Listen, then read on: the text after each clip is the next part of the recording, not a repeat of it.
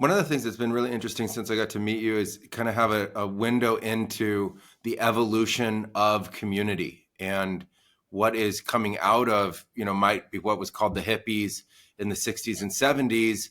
And then this gap, maybe we don't have a name for it, or there is one I'm not aware of.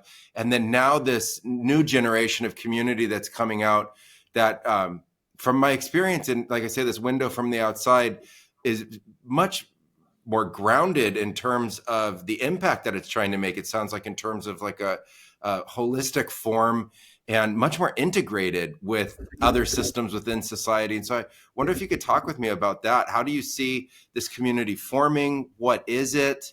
Kind of break it down for us. So when I just look at my parents, right, like both my parents come from a very conservative background.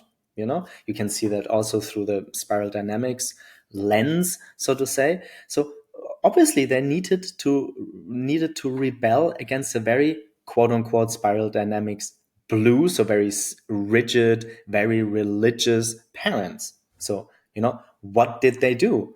Well, they went from whatever, for example, monogamy to polyamory, because my parents are polyamorous, for example. And I love them, because it seems they're one of the few examples who still live it in their ways, separate deep rabbit hole.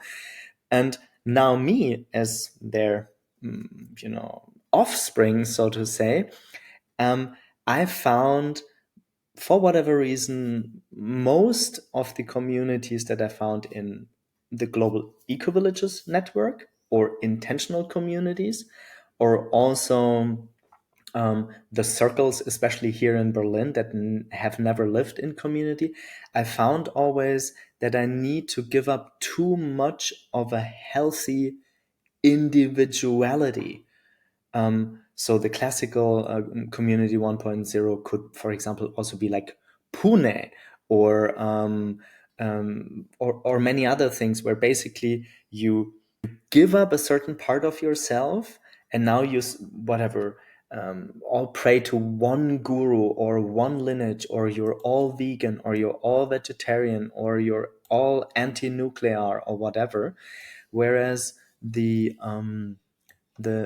new communities that I personally find more interesting are more like a hive mind and a hive heart, maybe, that need a certain infrastructure, they need a certain jurisdictional container, they need a governance structure, and so forth, but within which there's a much bigger bandwidth, a much bigger difference in between these different individuals.